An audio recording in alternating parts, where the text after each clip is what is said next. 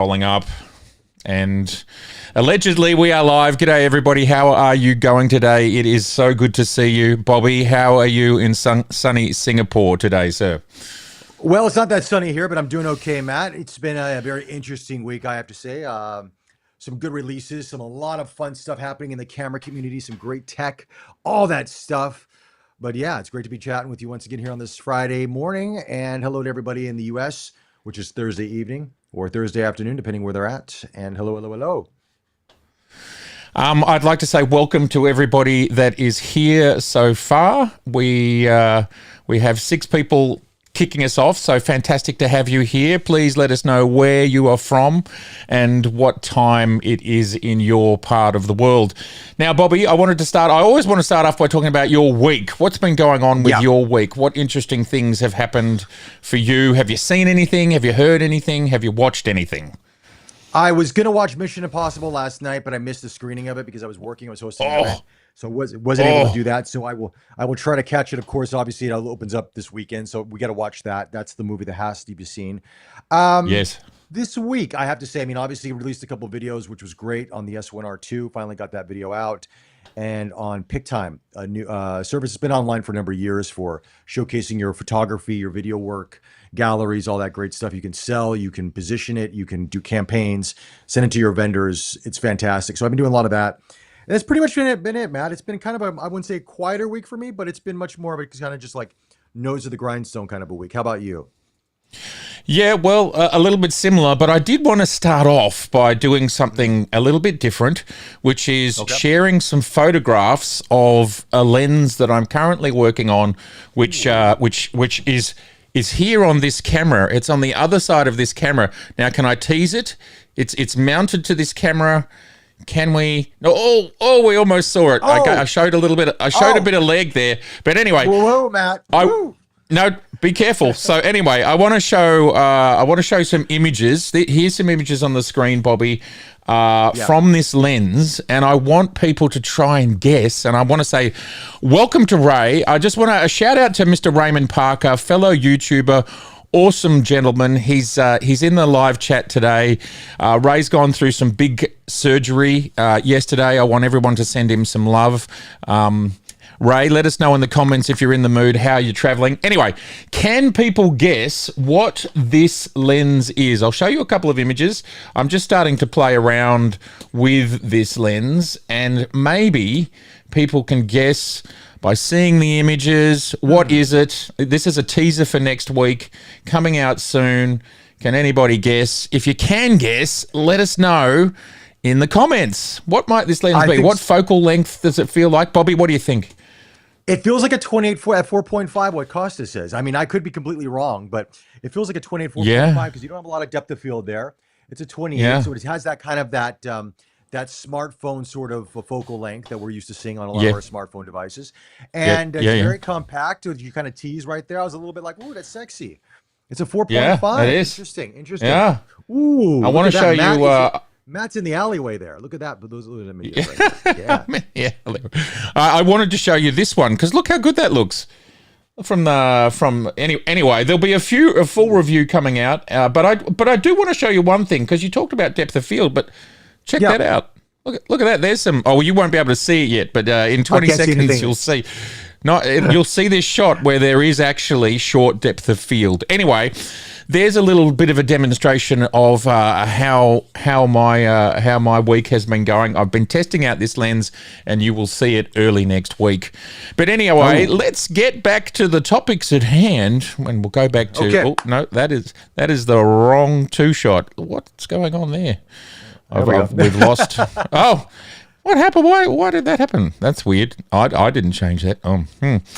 Okay, good. We're going to go to a 3-shot because I don't know what happened to our 2-shot. Bobby, there's an invisible person in the middle. Hello. Okay, let's kick off with the other side. Oh, hi. Now, sorry, you're over there. You're invisible. I couldn't see. Yeah. Now, in interesting rumors, as I try and do some IT fixing. I don't know why that 2-shot is. The damn thing's locked here in Ecamm. I don't know how that's changed. But anyway, in rumors, Bobby, Fuji, there seems to be a rumor about next week there being something called the X half. Now, I was doing a little bit of reading, and I believe this is a camera that existed maybe in the past. Is that true? I don't know.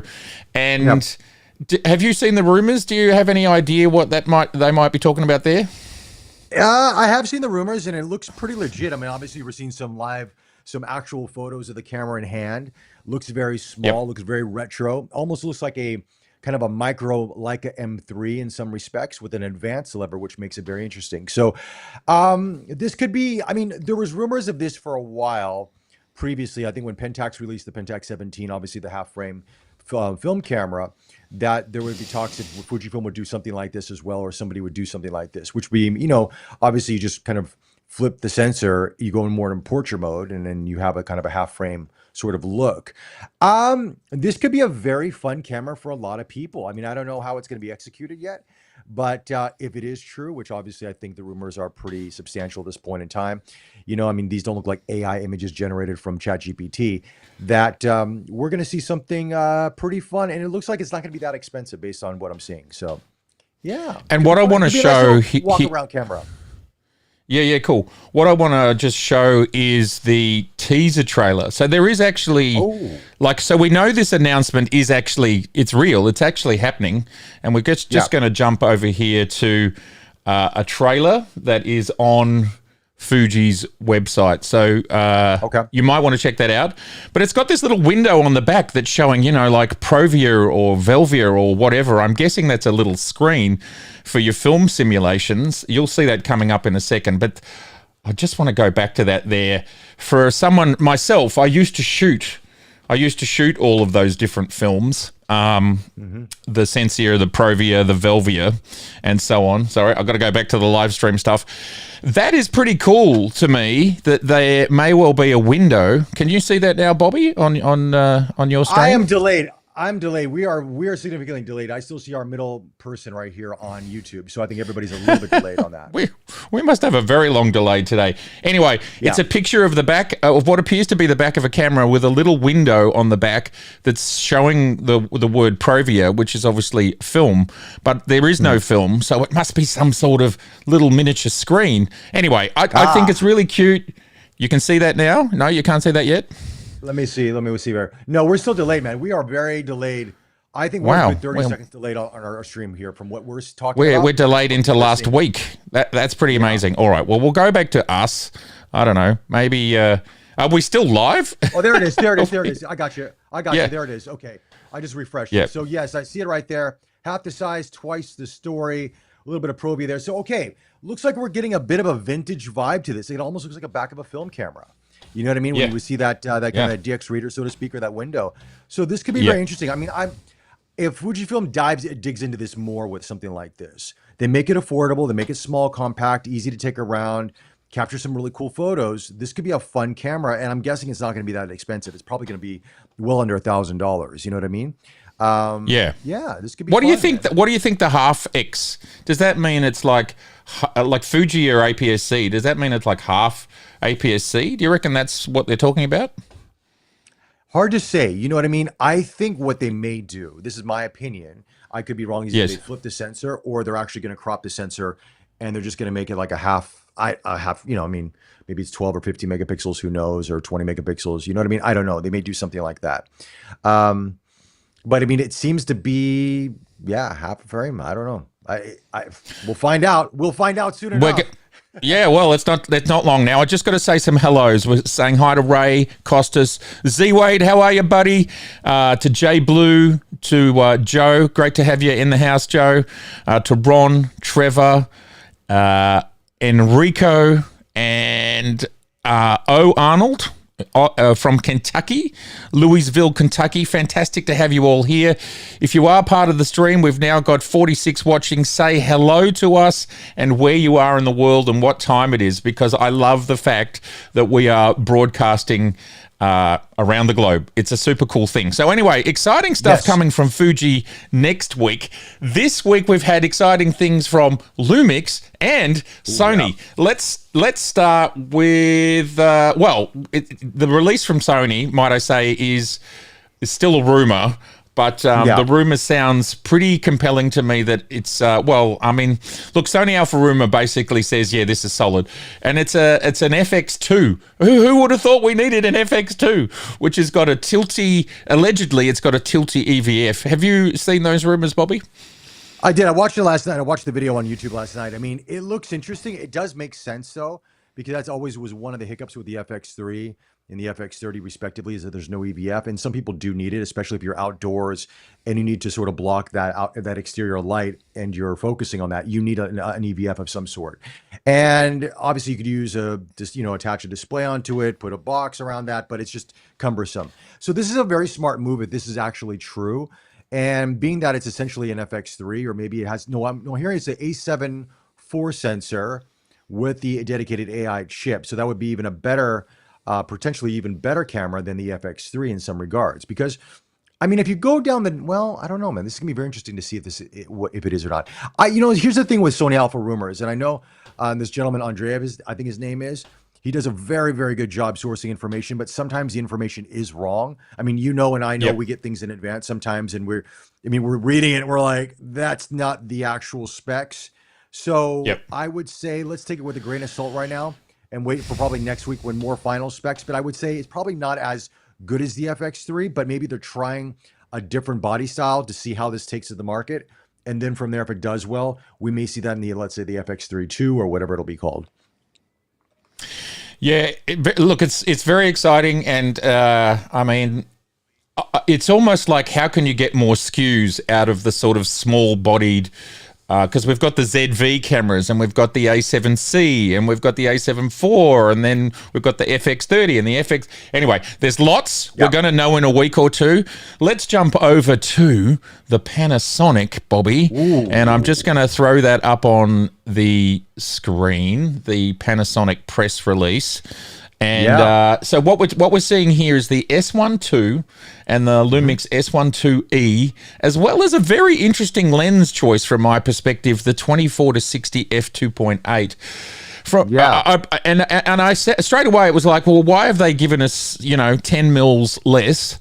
It's got to be cheaper, and it absolutely is. So I'm guessing it's a high quality lens, but they're able to make it much more affordably because of it being a 60 mil on the long end instead of a 70 mil. Yeah. Tell me, what do you think about these latest releases? The S12, it looks feature rich, but it comes with a price tag, Bobby.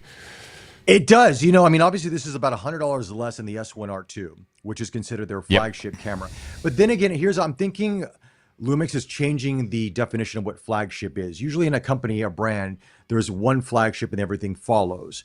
But I think what they're trying to say is the S1R2 is their flagship photo hybrid camera, and the S12 is their hybrid, more video-centric flagship. Because it does take, now when you look at the specs, it does sort of make you think, well, okay, is there room for an S1H2? And I don't know. If there is, will they even make it? Does it even make any sense?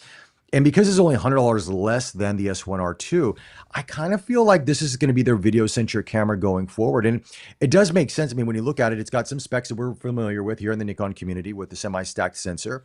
Some people saying it's the same sensor. Some people saying it's different. And I'm sure we're going to talk a little bit more about that. But it's got so many features when it comes to videos. It's got the kitchen sink into it. So much so, I wonder how many features are people going to actually utilize, versus is it more of a bragging right to say that we have all these codecs and all these various different formats versus what you're actually going to use. And that's what I wonder about with this camera. I think it's going to be, obviously I think the marketing's done a fantastic job in terms of pushing it out there. Panasonic has pretty much given this camera to almost every YouTuber out there. I'm not on that except you list. and me. You're not on the list. Yeah, we're not on that list. But they've really been aggressive, which hats off to them for doing that. I think that's a brilliant marketing move. But I don't know if it's going to make sense for many people out there based on what they're needing. The S12e, however, looks to be a very attractive camera for the price point, and essentially it's an upgraded S5 II, S5 IIX. Now, I haven't had a chance to look at the E. What's the differences between the E and the X? The E doesn't have the semi-stacked sensor. It basically has the same sensor as the S5 II, S5 IIX respectively, but it's in the same, it's in the newer body. So you have the different, the new dials, the new fans screen and all that kind of stuff. The new screen as well. You have all that inside. So essentially they're replacing the S5 II, S5 IIX with the S2E. Then if you want that semi-stacked sensor for better, faster readouts, whatever it may have you, then you go over the S2, which is a good move. It's an interesting move. I think though the S2E, this is going to be very confusing to go with these numbers, is going to be probably more popular than the S1 II because of just the price point. And basically, does everybody need, you need all that comes in the S1 II? I don't know. I should be getting a camera in for review, I understand, probably within the next couple of weeks. So I'll test it out. But yeah, what do you think, Matt? Yeah, look, I'm in the same space that you're in, that like you and I both, I think, we both own this guy, don't we? The S5 IIX, right? We both own that. Yeah. We think it's a really it's a really solid camera. It's got the awesome IBIS. It's got open gate 6K, and I suppose that hardware upgrade with the screen might be the only thing between, say, the E and that current camera that I'm like, I really want to have. Otherwise, I feel like that's a really affordable, that previous one, the S5 IIX. Camera, and like I don't know what the price is on the E. What's the price difference on the E? Do you know off the top of your head? Does anybody know in the chat? I think it's $500 to $700 USD difference. I think it's around there. I think it's around 2,500 USD if I'm not mistaken. And then the S1 II is about 3,100 thereabouts. So it's in that ballpark thereabouts. Yeah. So look, we love advancement. There's lots of things in this camera. Like there's lots of detail that often it's difficult to. Like it's, I know the sensor on the S1 II is supposed to have amazing dynamic range. Plus, it's a faster sensor. They're doing that with the kind of dual exposure sort of scenario. But it seems that the base sensor also has very high dynamic range. There is some conversation around it being the same sensor as the Z6 III. That's not clear to me because I don't know. They seem to be doing very different things with it, and I don't quite know how that's possible. So it might be a derivative, but maybe not the same. If that makes sense, it's like you know, we've got this technology, which is this partially stacked sensor. You can get version A, B, C, or D. Like, who knows what the iterations of those sorts of things. Everybody, please don't forget to give us a like and any QQQs in the comments. We love to ask your questions. No, we love to answer your questions, and we will answer your questions about anything. Now, Enrico is saying, with the S1 II sharing the same sensor with the Z6 III, can Nikon implement something like dynamic range boost? Yes. So that's what I was just talking about.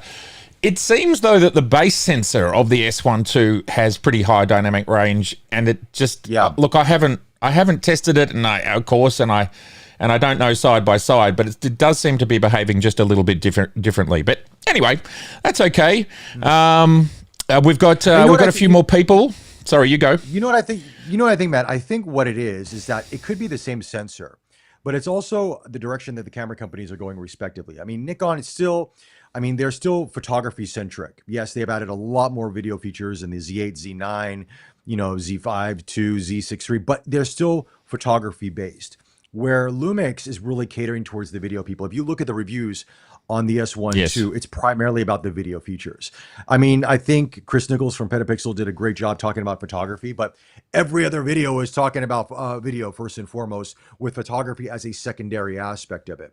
So I think that's their approach, which is different from Nikon, which is saying, hey, look, we're going to go photography first, and then we're also going to do some video, but it's going to be decent for video. Obviously, noise and all those kind of things, maybe not as great as the other camera systems, but it's a good photographer's camera, right? So perhaps there'll be firmware updates that Nikon will implement on the Z6 III to give it more dynamic range or better low light performance. Who knows? Because processors are a big factor in this. It's not just the sensor, it's the processor and how that works with the sensor respectively. So I don't know. It's, I applaud the companies doing different things. I think there's space in this market for all of that. And it makes it very interesting for us, because if you want to go more video centric, you go Lumix Lab. You've got all the various different codecs. You've got open gate. You've got, so many things you can do. ProRes RAW, Blackmagic RAW. You can do everything in that camera, basically. All right. They've given you the kitchen sink and they said, here, do any video that you want. You can have RAC log 2 or something like that. It's some crazy stuff happening in a future firmware update. Where Nikon is saying, hey, look, we're still photography based. We do video, but we also got red. And perhaps we'll see some sort of, down the road, something that Nikon does with red that's going to go, hey, we're in the video game too, guys, for the prosumers out there. We've been teasing you, but here is a real cinema-centric camera. And they make everybody go, oh shit, what do we got here? And just kind of change the industry, kind of like what they did with the Z9. Yeah, well said. I mean, there's no question. We've talked about it since we heard about the red acquisition over a year ago now, that at some point that will happen. They already surprised us with the Z mount Komodo and Raptor, and I suppose we're just all waiting patiently for the next chapter, which will be very exciting. But yeah, look, it's a fair point, and we just don't know. We don't know, is it the identical sensor or not? Hi, J-Rod, how you doing, buddy? All right, let's move on from the new Lumixes, the new L mount Lumixes that have arrived. As a quick aside, there is, I don't know if you've noticed, Bobby, but there's more and more third-party L-mount lenses starting to roll out, autofocus lenses. I've actually had a chat with one of the quite good third-party manufacturer of lenses about getting some L-mount lenses. So that's exciting to see, because that's something you and I spoke about probably 6 months ago privately, was like, there aren't many third-party L-mount lenses, but that is changing. And whilst I'm talking about lenses, I had a note on something way down, but I'll talk about it now because it's an appropriate segue. It's exciting to see that Venus Optics is going to be launching a 15 millimeter wide-angle macro lens for RF mount. Now, I don't know at this stage whether it's got AF or not. And I was going to make part of this episode a conversation that I think it was DP Review had with Canon executives, talking about what they talked about a lot of things, but they were talking about what's going to happen with third-party lenses.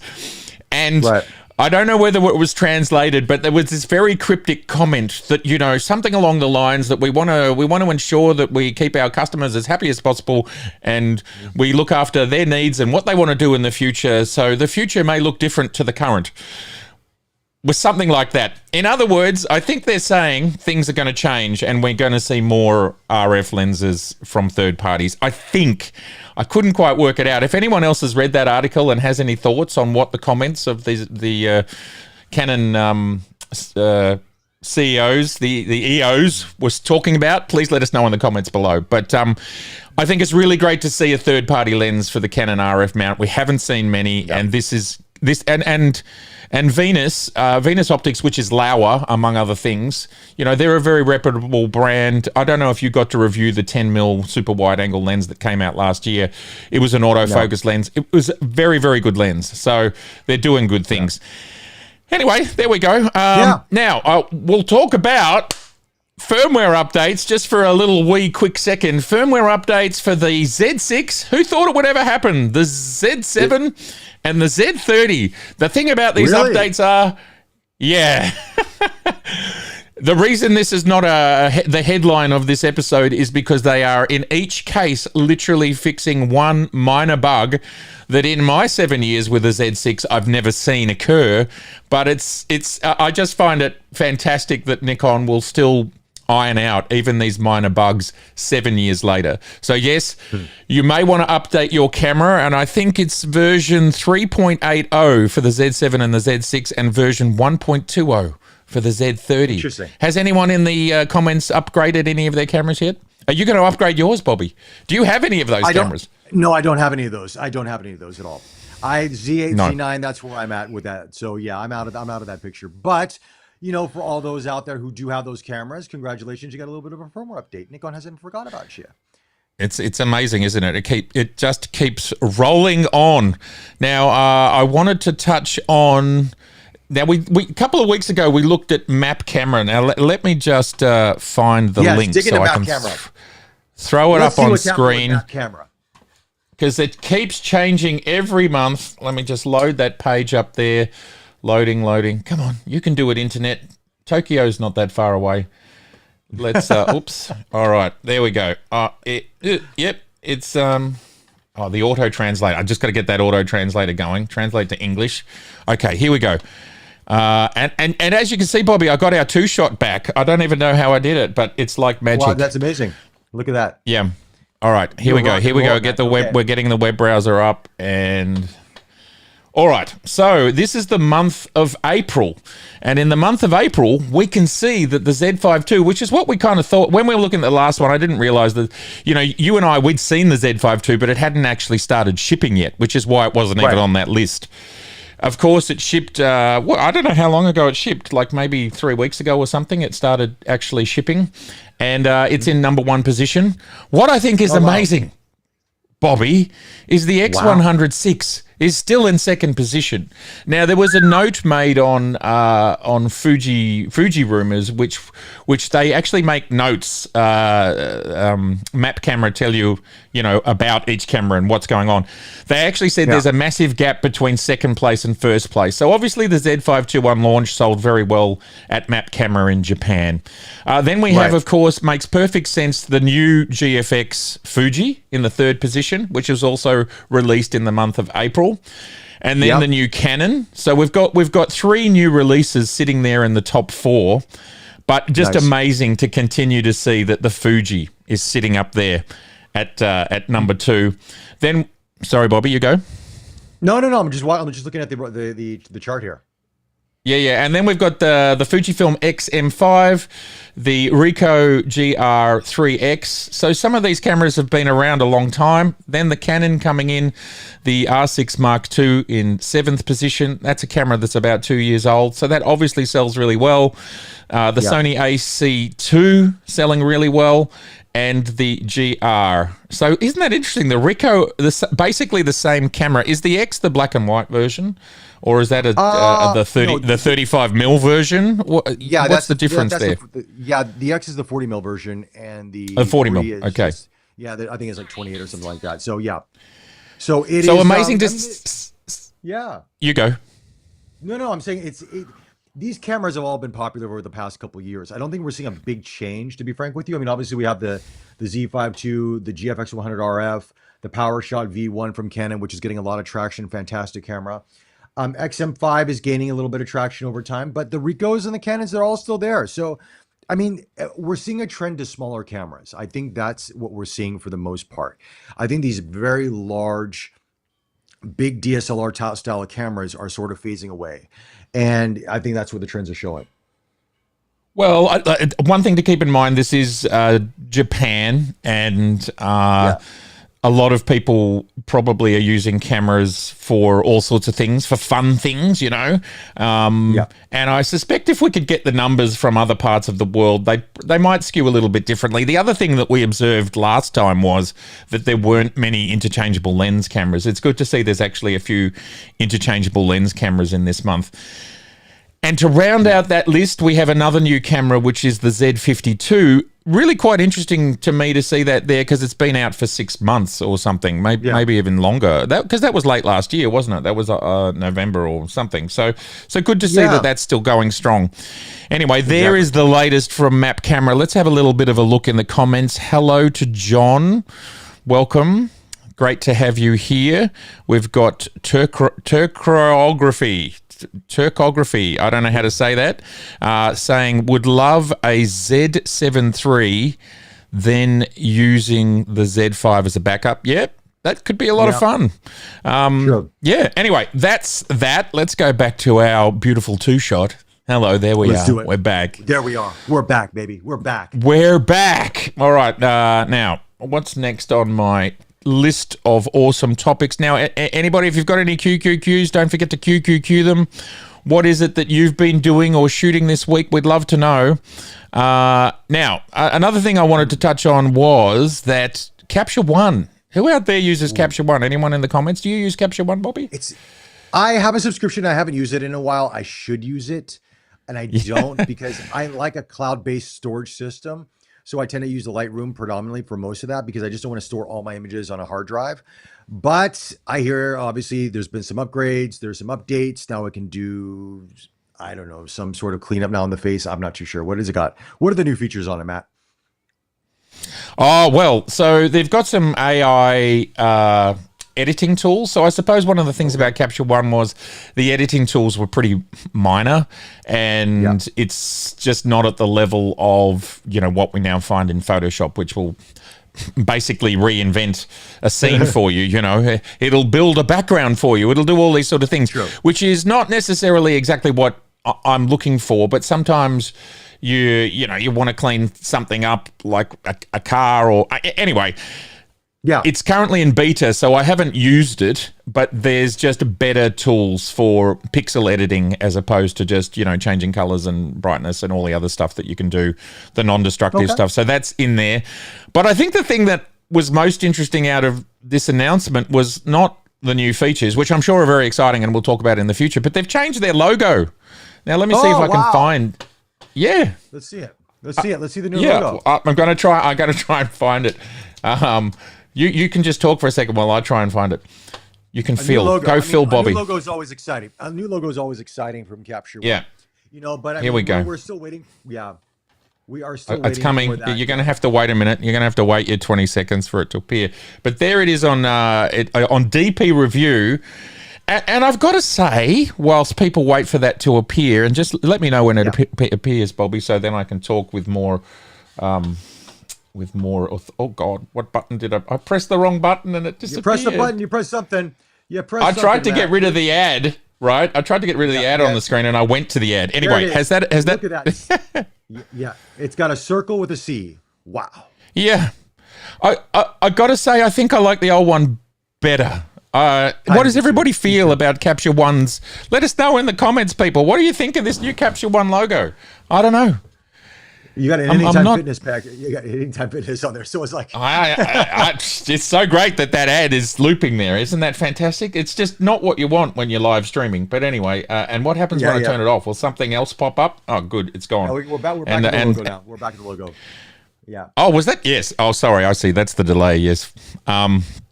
That was the thing I accidentally clicked on. But yeah, look, I'm not a big fan of that logo. What does anybody think in the comments? I think there's not that many people that... Joe, I know you use Capture One. How do you feel about the new logo? Yeah, Jay Blue is saying meh. Meh. Yeah, well, look, we've all done rebranding in our times, right? And a lot of time and money often goes into rebranding. And so, Bobby, we're back. And we're back. I feel like, you know, I've seen the same logo now for, I don't know, what is it, 15 years, 20 years?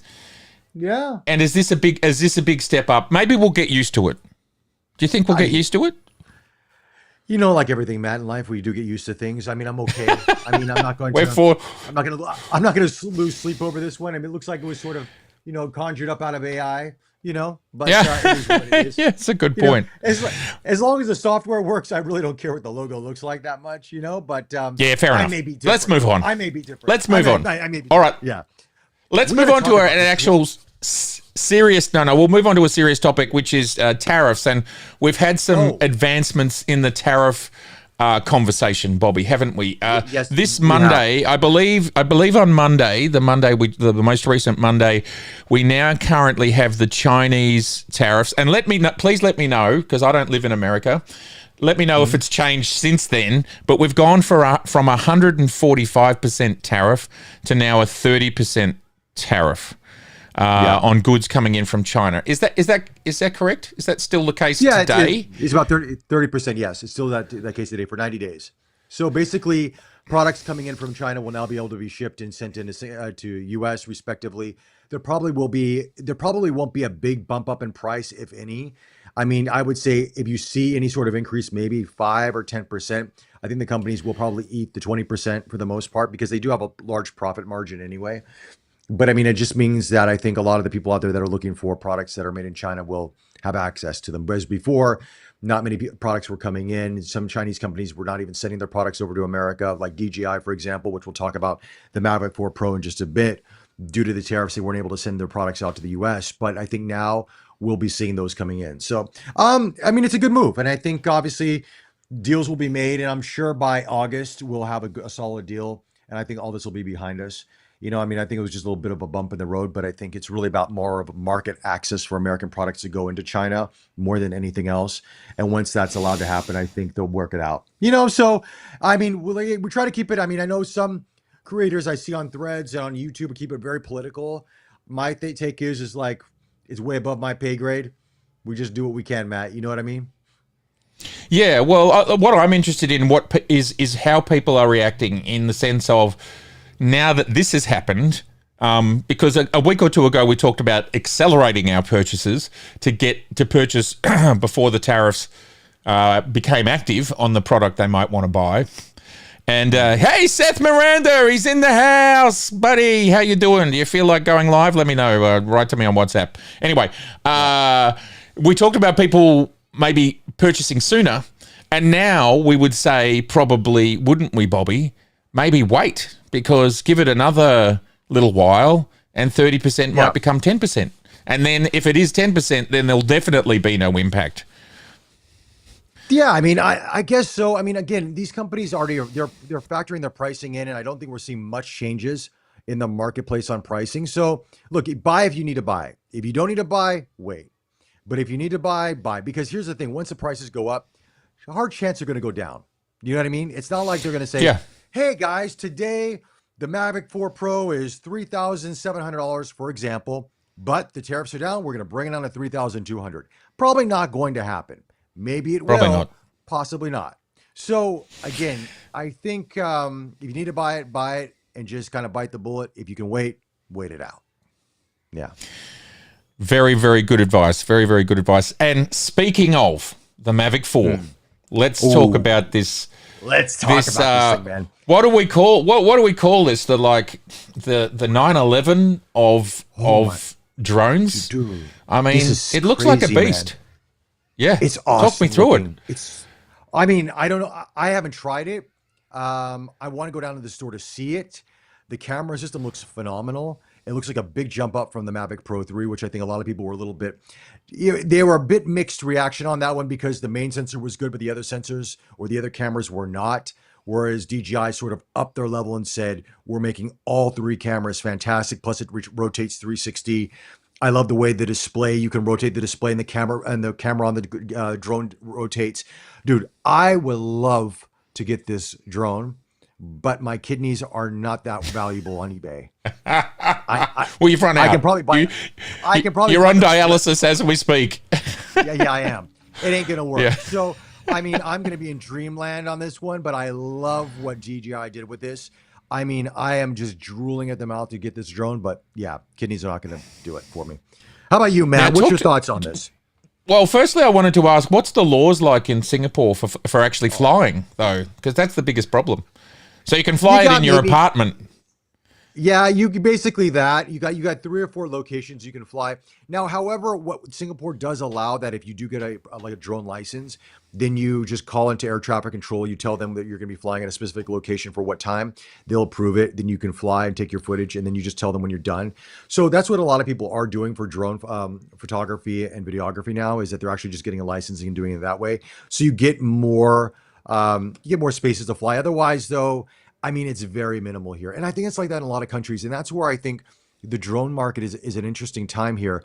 I love what DJI is doing in terms of technology and everything else. But for the price point, I don't know if people are going to really go into the Mavic 4 Pro, even though it's great, because where can they fly? You know, Canada is restricted. America, it's restricted in many parts. Europe. I mean, you basically have to go into the mountains or somewhere and go, okay, I can fly there, and that's it. You know what I mean? Well, that's exactly it. Like it's an expensive drone, and I would be interested in it maybe for content creation, but the problem is freedom to fly. Now, we can fly, and we can fly in some of the places that I want to shoot, but a lot of the places we can't, and then you kind of go, I've made a $5,000 or a $4,000 investment for something that you might use, I don't know, twice a year. And then, and so what's quite interesting to me is they make these 249 gram drones that are around the world. They are much freer to fly. And Joe and Joe's the guy that comes out, Joe, and Joe's here. Hi, Joe. Hope you're having a great morning. Comes out and shoots with me every now and again. And he has one of those drones, and we can use it a lot more freely. But what we want to see, DJI, is you improving the cameras on that drone. Like, we don't mind if it's a bit more expensive, but keep it at that 249 grams, which of course is a massive ask, because it's 249 grams is nothing. Like, what is that in pounds and ounces? I have no idea. I don't. Yeah, no. Okay, very good. Somebody let us know. Chat GPT in the comments below. Understandably, it's very difficult to make a drone that weight and have a great lenses and great sensors, because the better they are, the bigger they get, the heavier they get. But that's the way through. So they just got to keep working on that. Is from my perspective. Yeah. Anyway, but this Mavic 4 Pro, man. I mean, I would love to get one for review. I mean, honestly speaking, I would love to get it. And a friend of mine actually said he had a friend of his from China sent him raw footage. He said even for photos, it's fantastic. He said it is so good. The detail, the sharpness, the clarity. I mean, it's a micro four thirds sensor. I mean, that's pretty damn good for a drone. I mean, we're in that prosumer level, really getting to the pro level. Ah, man, this is the product I think this week has really excited me the most, I say, but just, my kidney. It's 0.6 of a pound. Thank you to Rakesh. We appreciate you letting us know that. Thanks for doing our research for us.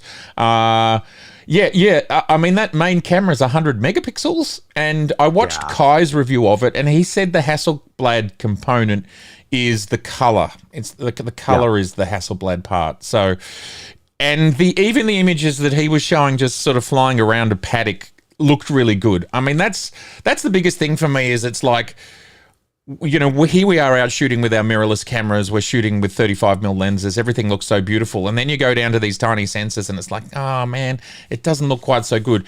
This was getting to that sort of level. And of course, micro four thirds is what we have in our OMD cameras or OM cameras. So yeah, they've absolutely hit that point. I'd like to say welcome to Mad Bart, who's, if it's who I think it is, someone I've known for a very long time, and he is telling us it's 8.7 ounces, is 249 grams. Great to have you here, Mad Bart. If you have any questions, please let us know in the comments below. Now, the main topic, our discussion topic for this episode, and I'd like people to get into this discussion topic, which is, What do we think are going to be the next innovations in this space that we love so much? Now, it's something we talk about a little bit, but this is the discussion topic. It's time for you to wage in. Do you want speed? Do you want dynamic range? Do you want better ISO? Do you want faster lenses? Like, where are we going? Because I do feel, and tell me, Bobby, if you feel this way. We got the A1. We got the R5, the R5 II, Z8, Z9. These are all sort of flagship level cameras, aren't they? And they're at a point where, when we live in the physical world of like capturing things that move, flap their wings or run, do we need to go any faster? Do we need to focus any faster? Like, are we really missing out on anything at this point in time? Where do the next innovations lie? I would love to know what your thoughts in the comments are, everybody, because there's lots of us in the comments. What do you want to see? Talk to me, Bobby. Talk to me. Okay. Talk to me, baby. Here's my take on this. I think the next evolution of cameras is, we're already seeing subject detection with autofocus, right? AI is kicking in, detecting different subjects and algorithms. But the next thing is actually adjusting your settings to match the subject that you're photographing based on the light conditions, everything else.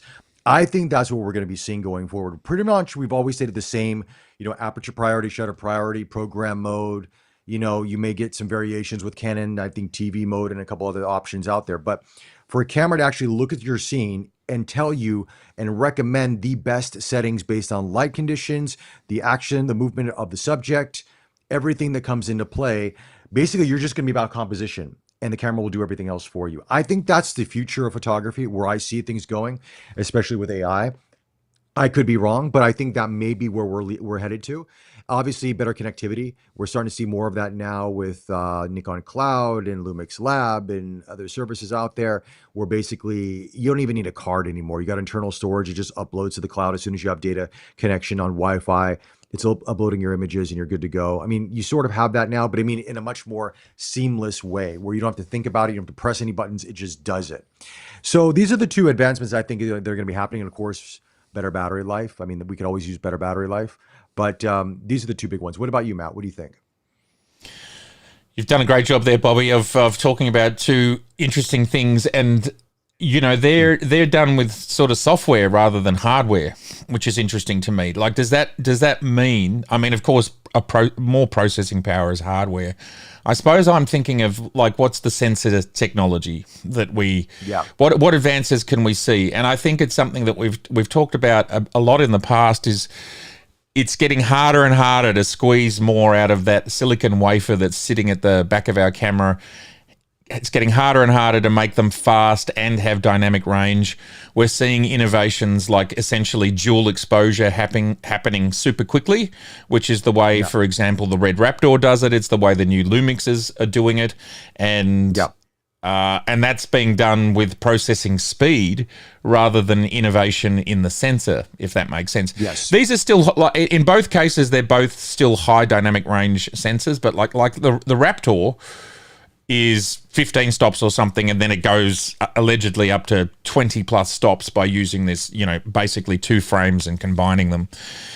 Are we going to see any hardware advances? I know we've got a few engineers in the stream. Joe, have you got any thoughts? Joe's saying here, speed of transferring files to the cloud between devices is key for me. That's what Joe's just said. So that's talking about the cloud service. And we'd all agree with that. But that comes down to all sorts of things, not just the camera. That's your Wi-Fi, that's your internet. And so what I would say is if you're in the Nikon ecosystem, use high efficiency star because it makes your files almost half the size, yet they still look just almost the same. Well, they look the same quality. I only use high efficiency star now. So if for anybody who is using Nikon Cloud, I would highly recommend, if you're not using high efficiency star, use high efficiency star because that is going to make your transfers faster. Sure. Yeah, I mean, I personally would like to see a little bit more dynamic range and then ISO performance. But I do wonder if we have a physics issue where photons are a certain size and, you know, that photo site where the light has to go in, that photo site is a certain size. So it can only collect. And what we're doing right now is we amplify the signal that hits the photo site in order to get high ISO. And maybe physics has hit, you know, we've hit the end of the road when it comes to physics. BSI was a big advancement because what they did is they moved the circuitry from being kind of above the photo site, so it was kind of in the way, to being behind it. So there's things like that, and there might be some other, you know, changes in micro lenses or whatever. There's conversations around curved sensors. But I'd love, as you know, there's got to be people out there who read about this stuff. What are people in the comments saying? Let's have a little bit of a look. AI, we've got here from John Payne, AI algorithm built into the processor, NVIDIA GPU in the body. Oh, I like that. Makes sense. Yeah, makes sense. Well, it certainly feels like the Canon R1 is heading into that sort of territory of probably having a ridiculously powerful processor in it, you know, doing scene recognition, but it's not just looking for faces, it's actually looking for like someone's doing a layup, so that's what I've got to shoot. But look, to me it feels like everything that's going to happen next is going to be iterative. And is there some inventions that we haven't thought of? You know, with cloud services, okay, that's new, and everybody's kind of doing it now. You know, more and more subject detection. Fine, that's actually finite as well, you know. I'd love to know how these algorithms, these machine learning algorithms, how do they learn? Because from what I understand is they look at, you know, as many images of things as they can, and someone has to kind of say yes, no, that's correct, that's not correct, and then they refine that down to how they work. We've got Alex. Yeah, it's uploading a large database of images and different subjects and in different angles, and it's adjusting, and it's and they are obviously coaching it along the way. That's probably what they're doing in essence. You know what I mean? Yeah. Yeah, Too Smart is saying it seems like battery tech and sensor tech hit a limit 10 years ago. Now it's more about designs. Yeah, well, it's interesting because that is exactly what Fuji have lent into, I would say. Like, they're using their same sensor technology from a long time ago, the X-Trans, but they just keep iterating so many different versions of how they can make, interesting and innovative cameras. I think the ZF is an example of that as well, where, the sensor tech in there is something that's tried and tested, but the body's fun, and it's and it excites a lot of people. It's interesting. Yeah, it is. I mean, the sensor tech, I think, just jumping on that sensor tech for a second, Matt, is I think it probably has hit some sort of limit. Obviously, as you mentioned, the physical limitations of it, but that's where the processors come into play, where they can actually take that limitation and build upon it and fix it. And, like you say, noise reduction, dynamic range, it can expand what the limitations of that sensor are and make it more usable. Because it gets to a point where everybody talks about dynamic range, but if you actually expose correctly, how much dynamic range do you need? You know what I mean? It's great to talk about. It's a hot topic. Everybody talks about it, especially for video. But if you go into a film set, people light for hours, so they don't have to worry about dynamic range. You know what I mean? They spend millions of dollars on a movie, so they don't have to worry about dynamic range. But everybody talks about it like you need to have it. And I feel like this is where I kind of disagree with some of the YouTube philosophy here, is like, guys, go onto a film set and see how they light. You don't need to worry about it if you're lit correctly, Well, I also think with the cameras from Arri and Red, and I don't know as much about Panavision, they are 17, 18, 19 stops. They are actually quite different to the commercial cameras that we use daily, which are more 12, 13, 14 stops. So they are actually better. And you can see that when you watch modern movies. You can see that dynamic range. You can see that the outside is not blown out and the inside is not not in shadow. But we know those sensors are very expensive. But sure, look, as a photographer I'm a photographer who likes to take a single shot, and that single shot is the definitive shot. I do it in camera and then I work from there. So, anyway, we live in the dream. But in video, I totally agree with you. And I also think in video, it's that thing of, because it's moving, we're a lot more tolerant of it not being as perfect, whereas a photography is still, we're staring at it, and we might spend 1 minute or 10 minutes with this one still, and it has to tell the whole story. Whereas a movie, you literally see Martin Scorsese going from outside to inside, and they rack the aperture as they go inside so that they actually can change the exposure, and a great camera assistant will do that, and you won't even notice that the aperture's changed. So yeah, it's a slightly different situation that you end up in. Now, J-Rod has asked, will Nikon surprise us with a new super zoom? Super zoom. I'm wondering, J-Rod, what super zoom do you want beyond, say, the 28 to 400? Was that the full frame one, which was pretty super? And I actually met a guy last week on the photo walk, which I was going to mention at the end of the photo walk. So a bit of a segue. I'd like to thank everybody that came. The photo walk was very successful. I will do another one in a month or so. We'll get lots of people there and we'll have an amazing time. But thank you everybody for turning up to the photo walk. But he said on the photo walk that his main lens is the 28 to 400. That's what he uses all the time. So that's pretty cool. So J-Rod, can you clarify what you want beyond a 28 to 400? A new super zoom, what do you want more than, as Carl says, more than the 180 to 600? That's also a pretty good one. I mean, I've never been big into super zooms. I mean, I see the benefit of them, but I also feel like, I don't know. I mean, I guess I'd rather have a couple different lenses and have a faster aperture and play around with that versus being limited by the aperture aspect of it. I mean, I get it as a good walk around, as a good 1 or 2 lens combination to kind of give you all the focal length you need. But I don't know. I mean, for me, I've always been, maybe this is because of my past history working with primes and Leica and stuff like that, I'm more of a simple guy. Like, I don't want to do crazy zooms. I don't mind a zoom. I think zooms are good, but I don't want to go absolutely crazy on it. You know what I mean? Yeah, look, I personally don't really use super zooms either, but I do understand their appeal. And when you look at the best lenses that sell, it is zooms, and super zooms are part of that equation as well. So they're very, very popular. Yes, hey Matt, sir. I just got to plug in my camera real quick for the battery. So if you want to take this, yeah, go. Yeah, okay, you do it. That's very exciting. Now, what have we got going on in the comments here, people? Wild thought here from too smart. It's actually smart. I love it. Wild thought. Sony is capped out with their mount. It would be cool to see Nikon use that large mount and make a 1.25 full frame size sensor at 90 megapixels for photo red, not quite medium format. Well, it's funny too smart.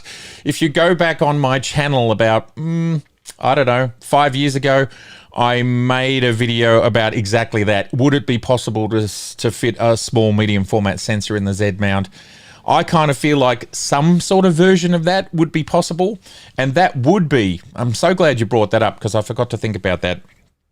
That would be a wonderful innovation for the Z mount, to give us a larger version of the Z mount. And it's if you go back and watch that video, I actually measured it all out, and basically I based it on the fact that Sony is able to make the E mount work, being the size that it is.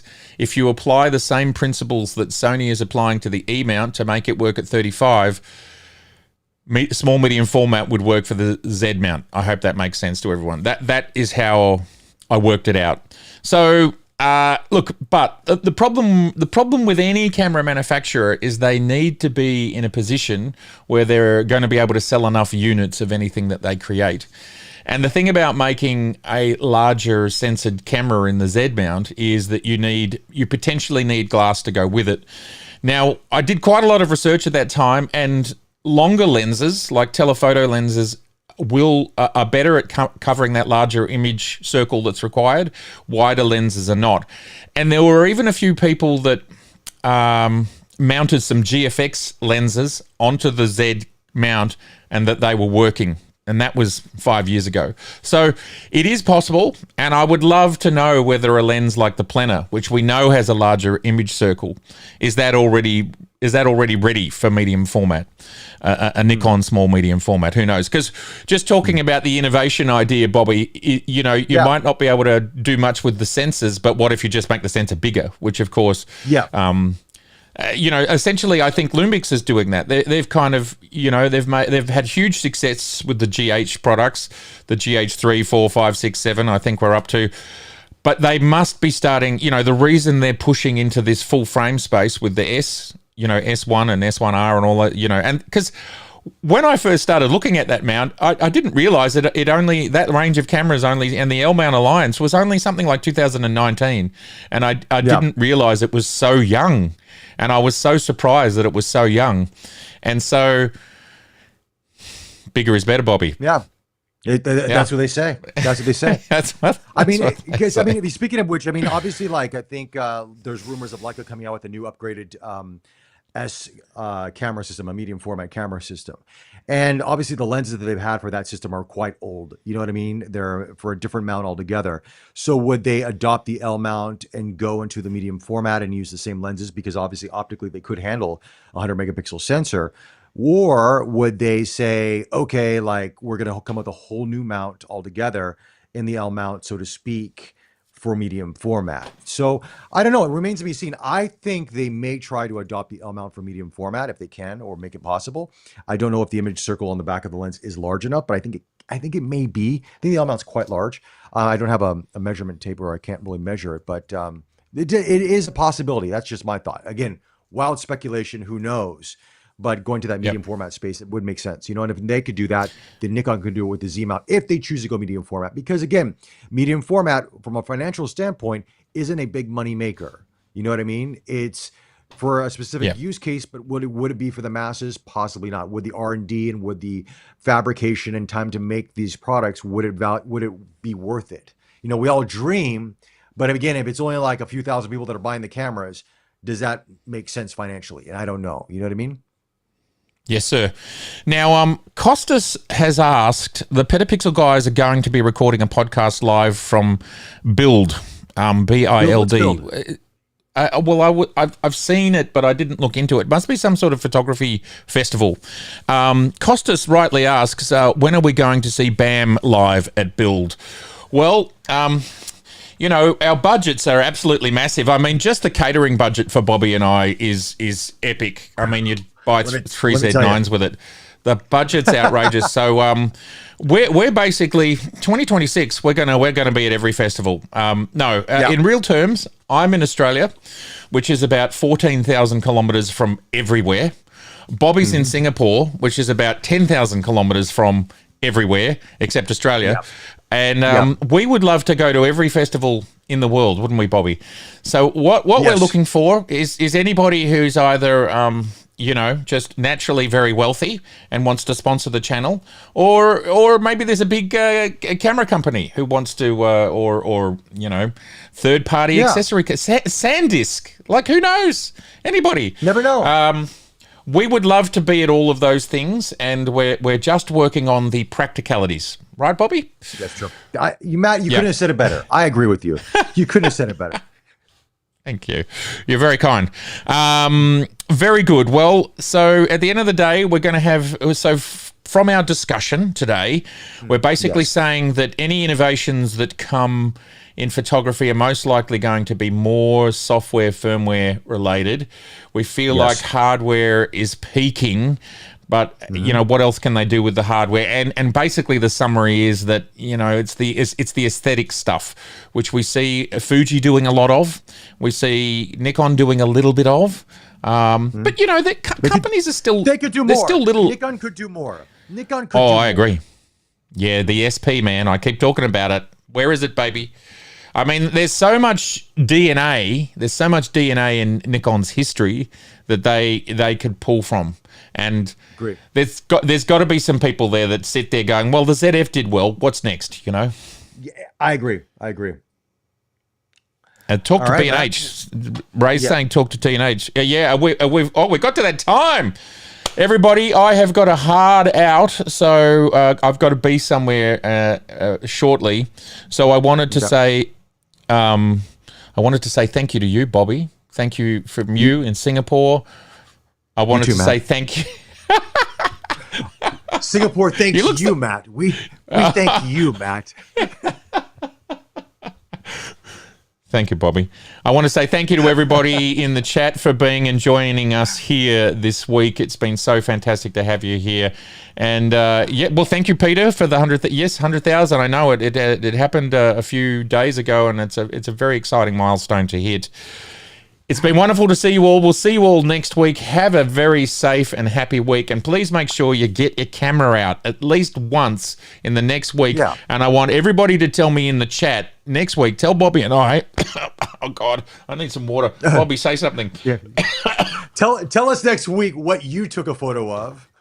Exactly. And it's, keep it clean, obviously. I mean, everybody has their different disciplines, and it may be a little bit sexier than others. But you know what? You don't have to keep it clean. You can write in the comments whatever you want there. We won't be posting the pictures. Well, you never know. Anyway, everybody, it's been absolutely beautiful. Look after yourselves. Stay fresh, and we will see you very soon. Bobby, you stay fresh as well. All right. You too, Matt. Stay fresh. All right. Clean. Bye.